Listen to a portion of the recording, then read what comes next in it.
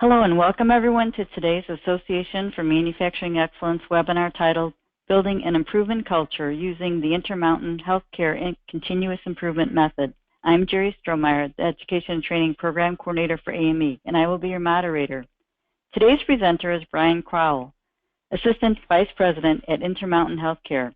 He received his bachelor's degree in physics from Weber State University and his MBA from Utah State University. Brian has led multiple organizations through cultural transformation with a combination of structure, processes, and leadership behaviors. Brian has demonstrated the ability to engage all team members to drive results. Brian co-authored the Shingo Prize-winning book, Own the Gap, How to Build a Daily Kaizen Culture. Brian is an assessor for the AME Excellence Award and is on the AME Awards Council. Before we start, just a couple of housekeeping items. You will be in listen-only mode throughout the webinar. You will see that you are muted on your attendee panel on the right side of your screen. If you have questions during the webinar, please type them into your question area in the attendee panel and click on Submit. We'll review the questions at the end of today's presentation and answer as many as we can. When you log off today, please check your email inbox, and it will be an invitation and link to fill out a short webinar attendee survey. Please take a few minutes to complete the survey today, as your feedback is very important to us to improve future webinars. Brian has also graciously agreed to provide a PDF of today's presentation. We will be sending that along with a recorded link for a webinar replay to each of you next week. Now I am pleased to introduce Brian Crowell, who will present Building an Improvement Culture Using the Intermountain Healthcare Continuous Improvement Method. Take it away, Brian. All righty. Thank you, AME and Jerry Ann, for the opportunity to present some of the things that we're working on at Intermountain Healthcare to help us engage our team members in improvement. I'll be in lecture mode today, as the questions will be at the end, but please feel free to capture those questions, and we'll take some time towards the end to see what we can do to help clarify anything that I discussed today. So if you're not familiar with Intermountain Healthcare, we're a medium-sized healthcare system. We have 22 hospitals, about 2,800 licensed beds. We also have an insurance component of our healthcare system called SelectHealth, of which we have about 850,000 members. And we have a medical group that's comprised of about 180 clinics, 32 Instacare clinics, and we have approximately 1,560 employed physicians and 680 advanced care practitioners. We're mainly geographically located in Utah and southern Idaho. So as an organization, we're a not-for-profit organization. Our mission is to help people live the healthiest lives possible, which is really centered on a kind of a population health strategy, which says that our role is to help people stay out of the hospital, and if they have to come to the hospital, that we provide the best care so they do not need to be readmitted, and they can have confidence to move on with their lives. So our vision is to be a model health system by providing extraordinary care and extraordinary service at an affordable cost. So if you're not familiar with Intermountain Healthcare, it has quite a history of cultural improvement. Dr. Brent James is our Chief Quality Officer, and he's been preaching Deming techniques, PDCA, and really evidence-based medicine for over 20 years. And it's led to some great foundational improvement culture here and some great results as an organization. So some of those results can be represented by the total cost for Medicare beneficiaries in the country. And you can see on affordability and healthiness that Utah is actually the healthiest state with the lowest cost, most affordable health care. And so we believe that much of this improvement is related to our ability to define evidence-based clinical practices that provide this care for our patients and our members. And specifically, one of the things that I want to highlight here is the reason I'm at Intermountain Healthcare is because I worked at a company called Autoliv. I don't know if many of you have heard of Autoliv. They're an automotive safety supplier. And while we were at Autoliv, we were constantly, working to reduce our costs. And 1 year during our strategy sessions on what we were going to do to drive improvement, it was identified that one of our most expensive suppliers was up on the hill, and that was actually our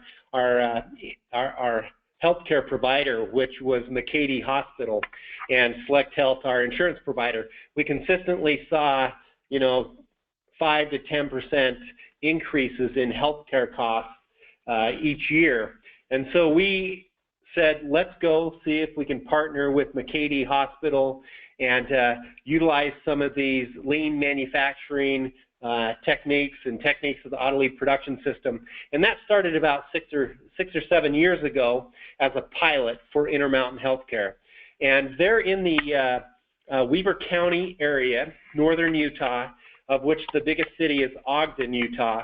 And Ogden, Utah, where we've done this pilot, not only is Utah the lowest of all the states, but Ogden is actually the lowest cost healthcare system in the country. So we've got some good evidence that says that some of these things work.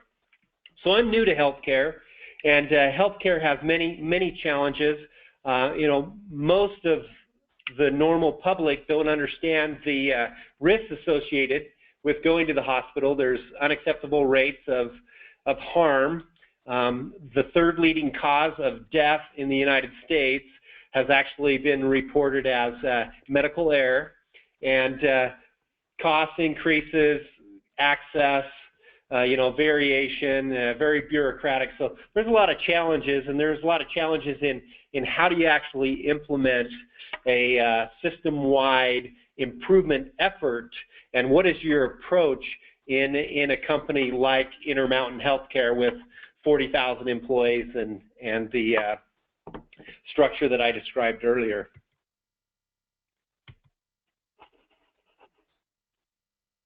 Having a little problem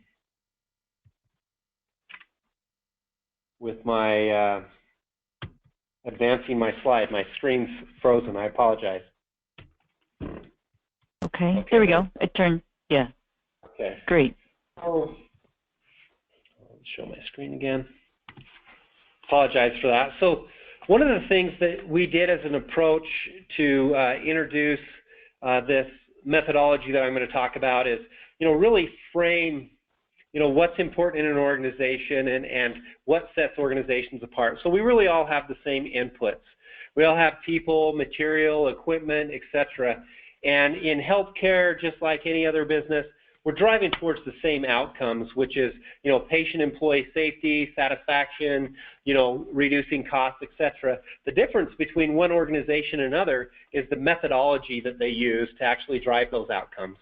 So what we've done is we've identified a methodology to help us create a continuous improvement culture, because really the main foundational principle that we believe in is that our employees are really the greatest resource that we have to drive improvement in the organization to help us meet the outcomes that we have. So our goal is to create a system so that we can enable our team members to bring their best to work every day. And so we support the concepts and principles that are taught by the Shingo principles related to leadership behaviors and behaviors, system supporting behaviors, and those behaviors really being the foundation of results. And I have a picture here that shows people on a bus. And the reason that I do that is at Intermountain, as in so many organizations, there's so much emphasis on getting the right people on the bus. And for me, and my experience is, we need to spend a lot more time actually designing the systems and the processes for people to be successful, or spend more time designing the bus than just trying to go with an expert-driven philosophy, which is we need to go recruit and find the very best people, bring them in, and that's what will make a difference. The reality is the reason that we're successful many times is because people are able to work outside of our processes because our processes aren't designed well. And so we wanted to develop a system that we called continuous improvement, which is our method for engaging all staff, leaders, and physicians throughout the organization in systematically increasing the value provided to our patients and members. And this is the system. It's got 7 key systems, and under each system there are specific elements that support that system. And one of the important concepts as we introduce this to Intermountain is that this management methodology is owned by the leaders in the organization. It's not managed by a central process improvement or a continuous improvement team or a quality improvement team. It truly is a methodology and framework that should be adopted by every single leader, because leaders own the culture in the organization. So I'm going to give you a brief introduction to the method and the key systems in this slide here. So strategy deployment is defined as clear expectations of what it means to be successful at every level of the organization, coupled with aligned strategies, tactics, and actions to attain goals. It was interesting as I was introduced to the company and I was doing my initial assessment. One of the first things that I've always done is I just talk to people, you know, can you tell me if you're winning or what it means to be successful? And it's amazing how many organizations, including Intermountain Healthcare, it was a rarity where someone could actually point me to, these are the success factors for my specific department, areas of responsibility, this is how we're performing, etc. So the first step is, let's enable and ensure that every single team member has clear expectations of what it means to be successful. As we have that definition, we then need to have systems and processes to help people see the gaps between what their success criteria is and what their actual performance is. And we include that in our visual management key system. Once we've got the first 2 key systems in place, the next step is create a robust methodology for team members to discuss the gaps, engage in some problem solving, and actually a robust methodology for them to translate their ideas into implemented actions to validate that they actually support improvement. So daily improvement is employees are engaged through team-based problem solving, idea generation, and recognition on a daily basis to drive improvement related to the gaps. The 4th key system is the concept of closing the loop, which says management has built-in methodologies to ensure that they're supporting the framework that they've set up around the first 3 key systems. So management's engaged through reaction protocols, coaching, and standard follow-up to support our team members in those first 3 key systems. As we then have the basic structure set up so teams can see what success means, they can see gaps, they can start to engage in improvement, and leaders are supporting in them, the next step is, what can we do to increase the capability of our team members to do root cause analysis and problem solving? And so we need to have consistent methodologies to approach problems to engage our teams in problem solving. As we develop that problem solving capability, let's take it to the next step, which is using more traditional lean manufacturing tools like value stream mapping, 3P, etc., so that it can open the aperture and help us identify more innovative approaches or bigger process changes to drive improvement in our organization. And lastly is the key system of how do we actually leverage the lessons and make sure we apply those broadly in the organization. So I'm a physicist with my background, as was mentioned, and I can tell you this isn't rocket science. I actually worked as a rocket scientist for a number of years. It makes a lot of sense, I think, as I go through the will again, maybe simplifying it. can every single person tell you what it means to be successful is that key system and the outcome that you'd see there? Now, can they actually know that they're successful or not, and can they see gaps? If they see gaps, can each individual explain the methodology that they can use and engage in to support improvement? As leaders, is there clarity on understanding how they can help their teams be successful more often? This is how we approach problems. This is how we achieve larger innovations, and this is how we learn from one another. And all these in combination help us develop this continuous improvement culture that is our goal. So I'll just go into a few more details of what each of these key systems mean. So the first, strategy deployment, what does it mean to be successful? This is the definition I gave you earlier. So the key elements that we have here are huddles, huddle boards, scorecards, etc. You can see those things.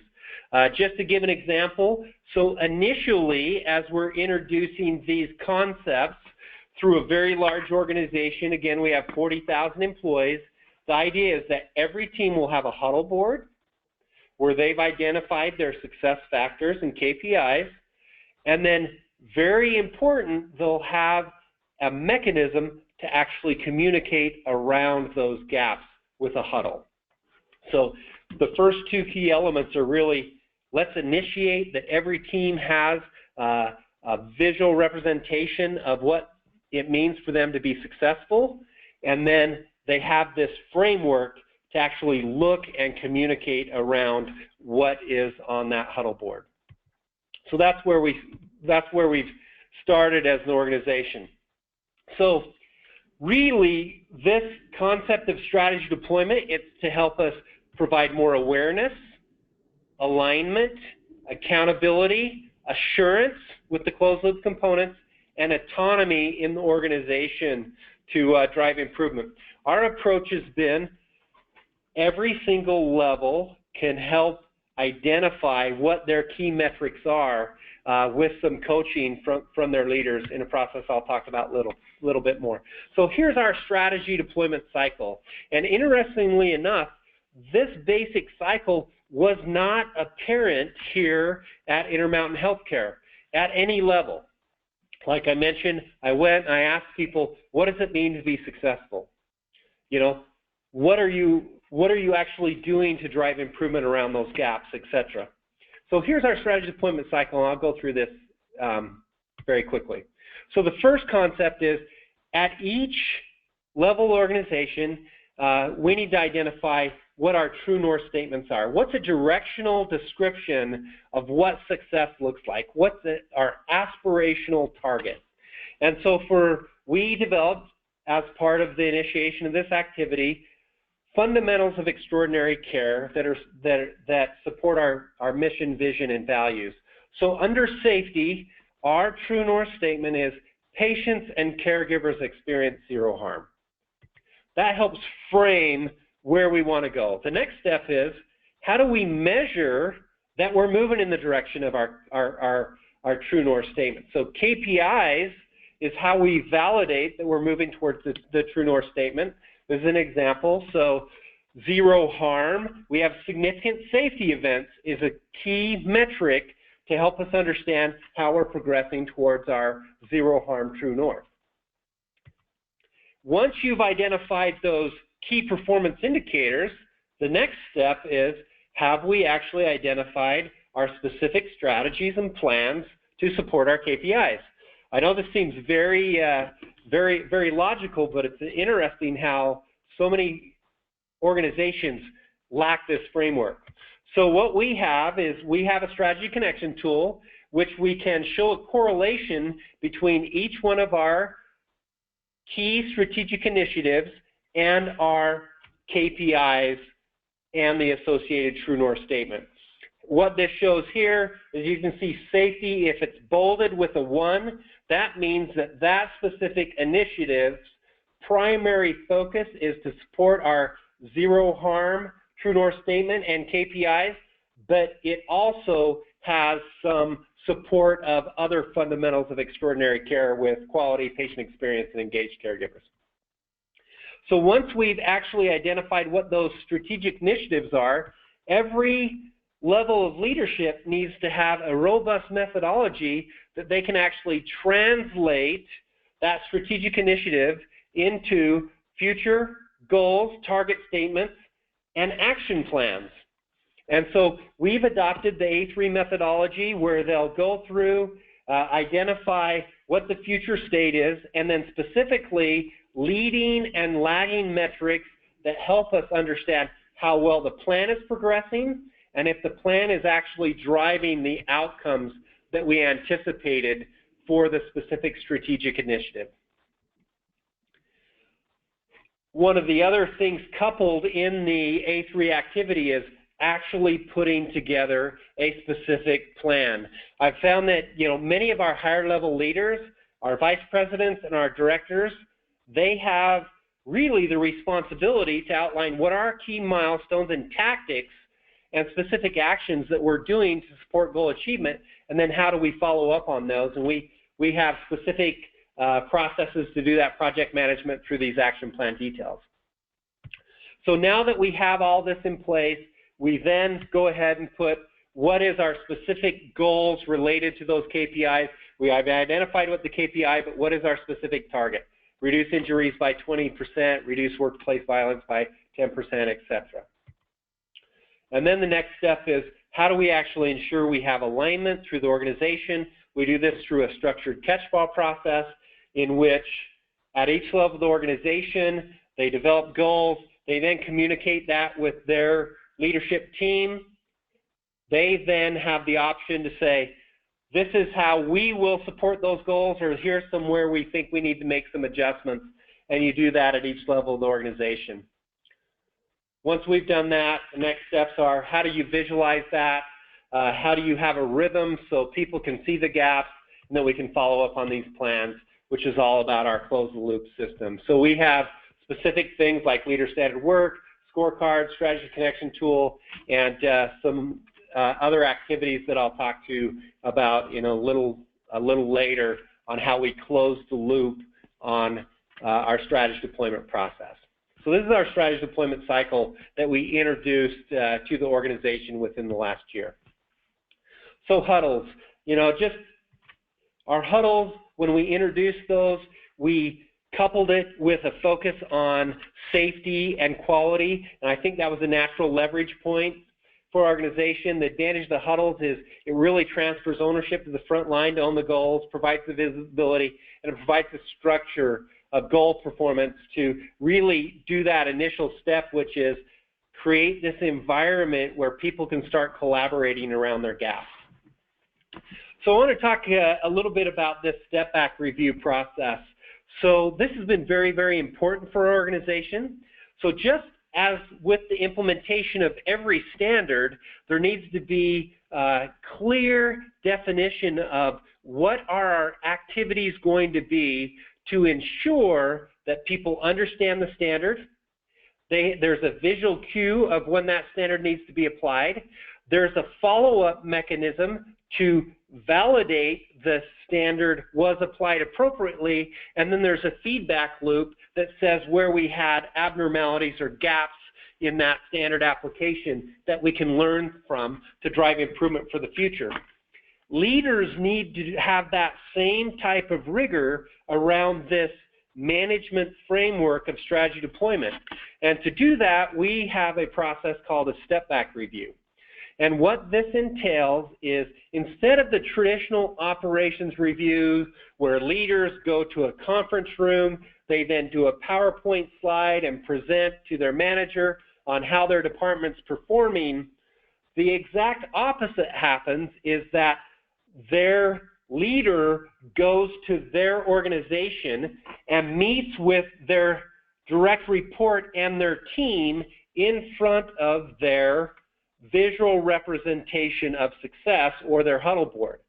The team then discusses their performance, gaps, and return to greens, and then flows down in the organization to show where those return to greens are actually being applied in the organization. So with this process, it provides the opportunity for the leader to understand how their direct report has been able to develop a framework, to clarify what is important, to work as a team to understand gaps, and the capability to actually develop and execute on plans to drive results. Going to the work site that we preach all the time from a lean perspective needs to be understood when it comes to this overall management system also. And we help facilitate that understanding and the leader behaviors on how do we coach around these processes and systems through this process of a step-back review. So the next key system after strategy deployment is visual management, and this is the idea of helping us see gaps. And our focus is on helping us see gaps in our normal performance with KPIs, but also processes. So many times our standards, we develop great standards, but we don't have great visual mechanisms on when that standard needs to be applied. The surgical unit example that you see at McCady, that's a traditional, what are we doing to improve PES scores and budget, and you can see how they're trending and tracking. But this sepsis bundle standard is we have a bundle of care to prevent severe infection called sepsis, and there's specific things that need to be done at each time. This is actually a copy of a magnetic signal that goes on the door frame of each patient room. With this, the intensivist can clearly see, did we apply the bundle element with the appropriate time? So we're promoting both these type of signals. They're very, very important in healthcare. Healthcare traditionally is an expert-driven industry in which they'll have that people went through significant training and then they expect them to make the right decisions. The reality is, based on human factor science, that's not a great model. So we're teaching these concepts of how can we provide visual signals of when protocols need to be applied, and so we can actually validate and review those as an organization. So we've got some basic standards that we've communicated to our employees on what things to have on their huddle boards and how to visualize those. We have a focus on safety. They need to show alignment around the fundamentals of care. They need to have data that clearly helps them see the gaps, and then they need to have a mechanism to show how they're closing the loop on those. One of the key areas that's been really new information for our team members here in healthcare is as we move down in the organization, there should be a shift from visual metrics that are outcome measures to more process indicators. So this example shows that process indicators are really those factors that drive the outcomes. The outcomes are dependent on those process indicators. So in our organization, it was very traditional to look at a truly lagging indicator. For example, HCAHPS. HCAHPS is a measure of patient satisfaction. It's something that someone gets a survey after they've left the hospital. The survey could occur anywhere from 2 to 5 weeks after they'd left the hospital. It's then compiled, it's then put into a number, and then it's provided to the unit. So no matter what, the data that we're going to be looking at is anywhere from 4 to 8 weeks old. It really doesn't provide us any real-time information to help us identify opportunities for improvement in the organization. So for us, we've identified a key factor or tactic to support HCAHPS is doing a bedside handoff using the commit to sit methodology. Now they can have a visual signal that says we're going to do a peer audit of 5 of those bedside huddles. We then can see did they follow the standard? If not, what were the gaps? And we can monitor our percentage of compliance to the standard. It gives us real-time information that we can actually collaborate on as a team. And this is really where we want to have most of our visual indicators at the frontline level. And this is just an example of that. They have their goals, they have their key tactics, which are those leading measures. They then identify how they're doing on those tactics, and then they have a follow-up method, including idea implementation. So we've set up the basic system.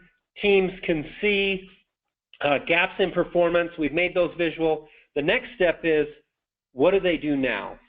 And our initial approach is fairly simple, and it really centers around the concept of how do we do the first step of improvement, which is I saw a problem, I got an idea, let's implement an idea. The reason that we're focused here is because there's really a shift that we all need to make as leaders in our approach with our team members. Traditionally, and many organizations still run through the more Taylorism type concepts, which is, you know, we tell the subordinates what to do, they just need to do what we want to do. The reality is, if you look when those were designed, you know, back in the early 40s and so forth, you know, the educational levels of our population were low. You know, less than 5% of people had a secondary education. You know, only 25% had a high school education.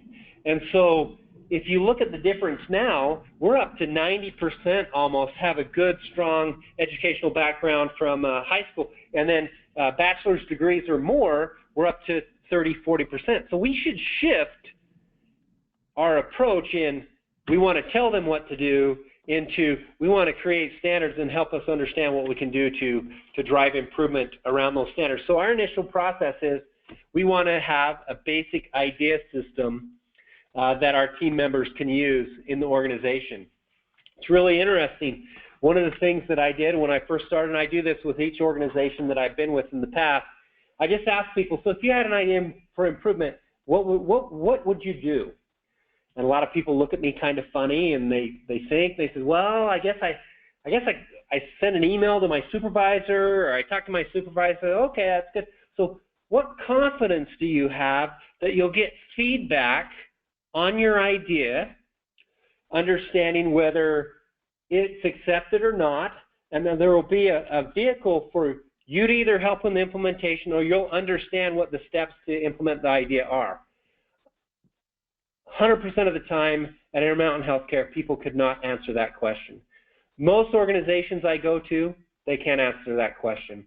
It's very interesting to see that so many organizations teach that our employees are our most important resource, but when it comes to the most basic level of believing that, in that they have an idea and we can actually take that idea and implement it, there's really no robust mechanism to do that. And so what we have is we have an idea system, very simple. It has this basic card where they identify a problem, they have their idea, how we'll measure that it's successful. We have some other criteria to help us distinguish what type of idea it was. They then meet as a team, they discuss the idea, they, in most cases, can approve whether the idea is going to be implemented or not, and then they have a visual representation to track their idea.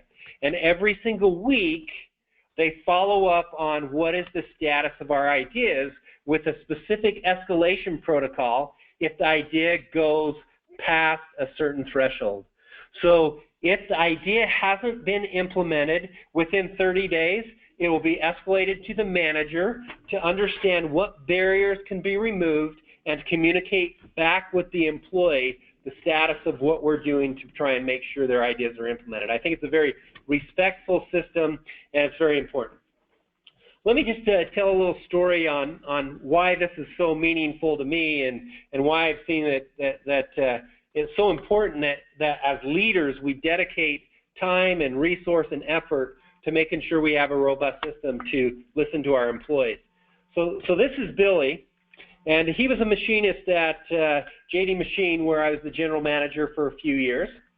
And we had our operational metrics and huddle board, and I would do a step back review with the team on a monthly basis. And one of those items that they reviewed was how they were progressing with an apprenticeship program that we had. Now, the apprenticeship program had specific phases, and then each phase that they passed, they could actually get $1 an hour raise. So each employee really had a lot of control on how they were going to be able to raise their income in the organization. And I noticed this team had kind of stagnated, and I asked them why, and Billy said, well, it's because, you know, Scott, his computer has crashed that we're supposed to do the training on to do our project for a CAD/CAM model. And it says, so we haven't been able to progress through that. And I said, oh, yeah, I understand that. We're a small company. We have a specific timeline for the budget. It's probably going to be, you know, maybe 2 months before we can get that computer. It was a fairly expensive, you know, computer, had a lot of, you know, high resolution, high speed, and so forth. It was about $4,000 for this computer. And I explained that to these guys, and Billy says, you're paying $4,000 for that computer? I'm a gamer. Okay, one, I didn't even know what a gamer was. I don't know if you guys know what a gamer is. You're probably much more understanding of this generation than I am. But gamers build these really sophisticated systems with amazing graphics and speed so that they can you know, play these games. And he said, I can give you a system better than that for significantly less money. He shows up 2 days later. He's got a bill of materials, $1,300 for a computer. I said, go for it. A week later, he's assembled this computer, and we're using it. And it opened up a whole new can of worms, and that's because about a month later, I had all these engineering requests to have a computer that Billy built because it was better than those ones we were spending $4,000 on. So if you don't have this mechanism in place, you're not going to be able to even understand the capability and capacity that you have in your organization. Let me tell you a little story that shows how these things line up. So one of our regions, the South region, and one of our hospitals, the American Fork Hospital, south of Salt Lake City, they went through this process.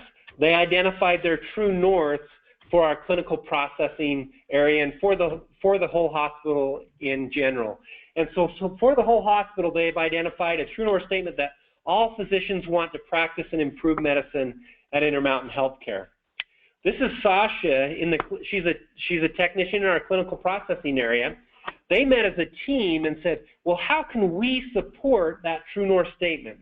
They said one of the things that we could do is let's get feedback from our physicians and OR tech teams on what we can do to provide the sterile equipment that they used better, or if there's any opportunities we have for improvement.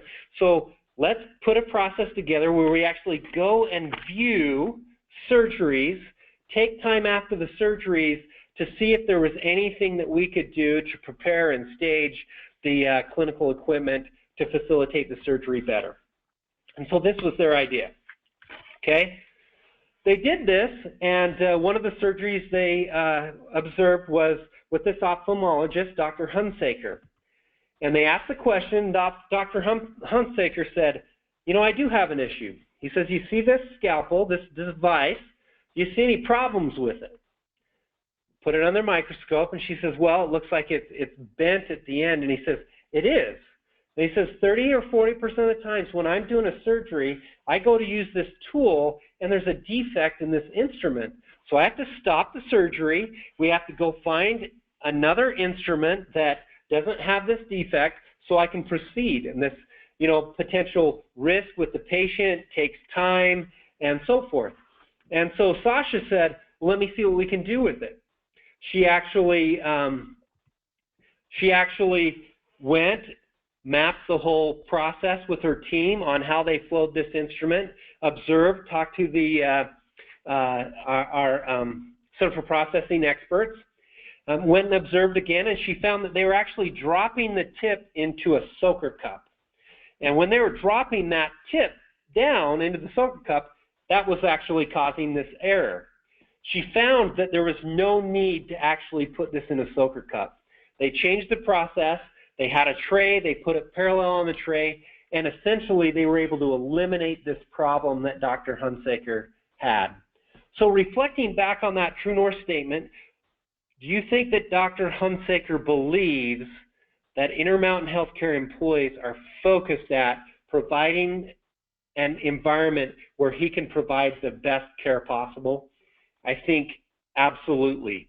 But this was totally driven through that alignment and an idea from a frontline employee to do these observations, ask these questions, identify opportunities, and then help resolve issues that our physicians and OR techs were having. Another similar, very simple system. This is another one of our hospitals.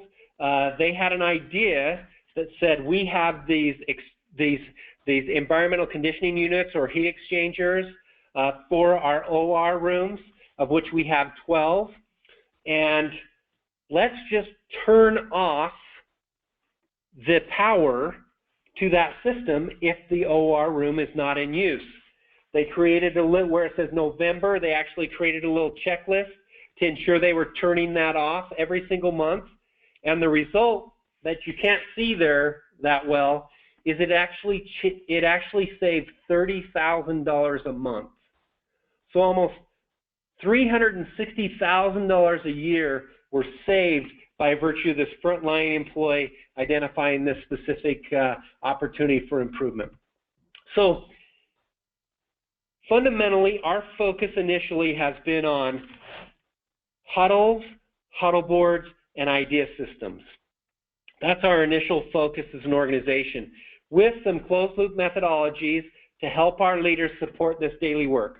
This is just a chart that shows that every single level in the organization has a responsibility to do what we've determined here as maintenance activities, to actually follow up, support existing standards, and then as you go up in the organization, more focus on strategic, structure, and system. So one of those key systems that we put in place to support closing the loop was this daily escalation process. So every single day, all the way to the CEO of Intermountain Healthcare, this is a fairly large organization, 40,000 people, there's a tiered escalation. In that meeting, they escalate things related to safety, quality, access, and any delivery of care type of concerns. And then they have a process to make sure that as things are escalated, they can capture actions and have a feedback loop throughout the organization. This has been phenomenal to, one, support and align the organization with what is meaningful. It's amazing. We've only been doing this at the corporate level for about 3 months.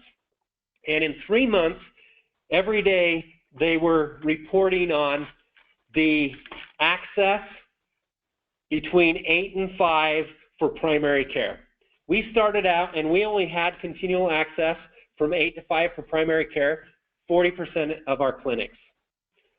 With the tiered escalation, reporting on where we're at related to that, we've went from the lower level I just described to over 88%, which has just helped align people around. It's important to have access for our patients. Coupled with this, we've developed this process to make sure we can rapidly communicate potential safety concerns. So we have a patient safety alert. These things are escalated in the organization. Within 24, 48 hours, this is developed and it's placed on all of the team huddle boards throughout the organization. This has been a pretty amazing process.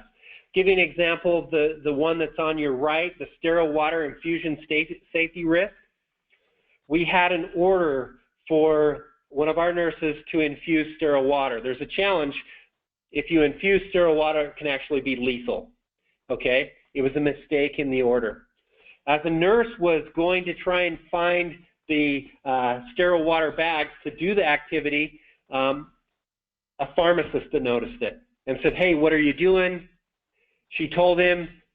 He stopped, helped her identify it was an error, contacted the physician, made sure that it was corrected. But when he brought that up in the tiered escalation, the question was asked, well, how often do you see that? And for this one unit in one hospital, he says, I probably see this 3 or 4 times a year. That was escalated in the organization.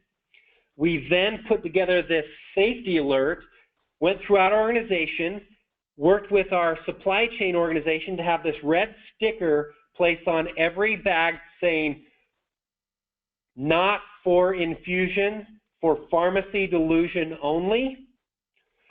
Within 2 weeks, we had changed the process so we no longer even carried 1 liter bags. There were only 2 liter bags, so it would be a big signal that this doesn't hang on an IV pole. And then within 3 weeks, sterile water was only managed through pharmacy. So by virtue of this tiered escalation, we were able to capture this issue and communicate it throughout our organization through this basic framework very quickly and in a robust manner. And from this tiered escalation process, we've actually identified many of these safety alerts, and we've also driven 3 national recalls by virtue of things that were identified and found. So now that we have this process to have leaders support in these basic systems, the next phase for us in improvement is just robust methodologies to do problem solving. You know, how do we give simple mechanisms for teams to do annotated run charts, Pareto analysis, tick and tally sheets, etc., so that they then are getting additional skills to help with this root cause analysis. You know, teaching them the basic 5 whys and so forth, which you're all familiar with. So in general, this continuous improvement method that we've adopted, it's created a common language and a common platform that we can build from for all the leaders in our organization to help us drive cultural improvement and focus. We have developed an assessment tool that our leaders can use based on each of the key systems and the elements so that they can do some self-assessments and understand where we need to be. And so in general, our approach is a phased approach to continuous improvement. What I love about this method that's been created, it's fractal and scalable, meaning that you can take this complete method and you can implement it at a unit, at a department, at a hospital, at a region, at a whole system. And you don't have to have in total all of the key systems and elements implemented at one time. For example, our focus is on strategy deployment, huddles, huddle boards, idea systems, tiered escalation, and step back reviews. Those are the key focus areas that we have right now. This next year, we're going to be moving into more phase 2 problem solving, which says that now that people are identifying gaps that they don't have an immediate idea or solution to, let's facilitate their capacity in moving to that next step to drive improvement. So we have again, this is new to Intermountain. We introduced it to our hospitals last April in 2016, and then through our whole organization, it's been introduced in 2017. So this is just a basic roadmap that we go through to help them. Many people ask, you know, what type of structure do you have? We have a very small continuous improvement system structure. We only have 6 team members, and with most of our resources are located within our regions, of which we have 5. But we're not a huge organization, so we have 40,000 employees, and we have about 50 people that facilitate this CI method. But in general, we've seen some pretty significant results. As I mentioned, we introduced this in April of 2016 outside of our North region that had done the original pilot. And within basically 8 months' time, we had over 12,787 ideas implemented. We had huddles implemented in all of our inpatient units, which were over 400 units, and we completed over 392 basic CI problem-solving projects. So we've seen some great engagement from our team members. That's really the emphasis of this management system. And so our focus has been a little different from traditional lean implementations in which they take more of a Six Sigma approach. They have key CI experts to go and do projects. Ours is more holistic, developing a management system and model to engage teams at each level, build the skill and ability of leaders to interact with this system to help us drive the results that we're looking for. Key leading indicators for us on how well that system is working is the number of ideas implemented, the number of projects completed, And then we also have a savings related to these that we look at as an organization. So that's my presentation. I hope that you found some value in it, and I'll take the opportunity now to answer a few questions. Okay, great. Thank you, Brian. And now we'll review any questions. If you do have any questions, please submit them on the right side of your screen. Here's one. How important is it to have executive leadership buy-in? So that's a really interesting question. I hired on to Intermountain Healthcare 2 years ago, and when I hired on, I had the impression that I did have executive leadership buy-in. But the reality is the region that had piloted this, the North region, their leadership team was kind of really the only one that was fully bought in. But through the development of the model and the interaction with leaders in these other regions, it made a lot of sense, and I was able to get a few early adopters to implement the system. And what happened is, as I ended up with 3 out of my 5 region vice presidents adopting and working in this system, it really got more visibility with our corporate leadership.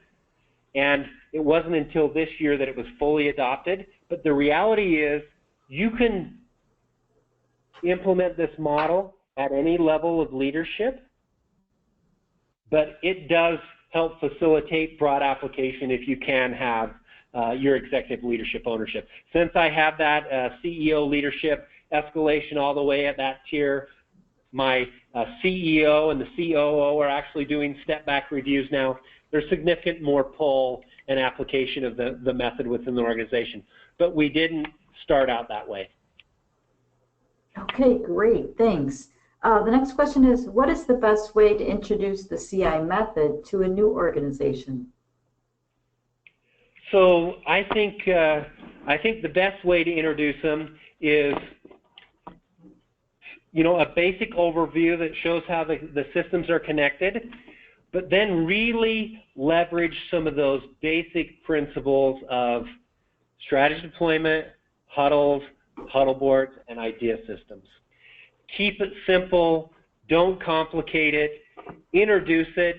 Obviously you'll have some early adopters and leveraging those, but through the introduction I would show the holistic approach, but keep your initial implementation and ideas simple around those areas that I mentioned.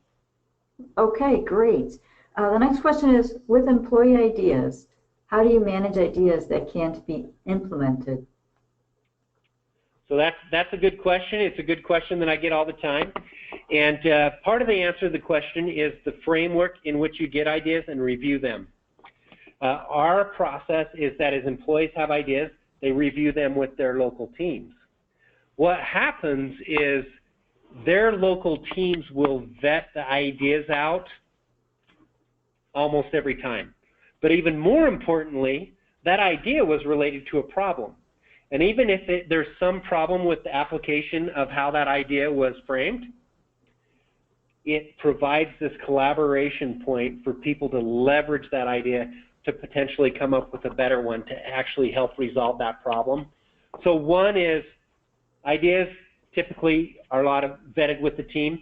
If not, it goes through the team, but it can't be implemented. Maybe it's got a significant capital investment, there's not an ROI or whatever. Just go talk to the team member. What I've found is, if you have that feedback loop and you close the loop with that person to explain to them why the idea can't be implemented, and then really collaborate with them on the problem and what some potential other solutions might be, they respect more that you came and reviewed the idea with them than they ever are concerned about you're not going to implement their idea. That's been my experience. Okay. And it looks like we've got one more question. How do you develop leaders to support the method? So that's an interesting question, especially in a very large organization like Intermountain Healthcare. So what we have done is, one is you need to create a method. It needs to have the definition and the key systems of the elements. They need to be able to understand that. So you basically create a standard first, the first step in many things that we do. And once you created that standard, you need to have some methodology to actually communicate and train. So we have a continuous improvement certification that we take leaders through, which gives them a basic introduction to the method and helps them set up some initial systems. But most of our training for leaders is really through the coaching that's embedded in the processes, like the step-back reviews. As their leaders go to their step-back reviews, they review how they've set up their visual indicators, working with their team. There's opportunities for coaching and development there. So we do a traditional certification and training of our leaders, but then we've built most of our coaching into the management system that's embedded in the CI method. Okay, great. And thank you everyone for all your questions. And thank you, Brian, for a very informative presentation. Our next scheduled webinar will be on Thursday, July 20th, titled Rethinking HR for Operational Excellence with Cheryl Jekyll. Please visit AME.org under the AME Events and Training tab for more information and to register. Please don't forget to fill out the short survey that will be in your inbox. Thank you everyone for attending and have a productive day.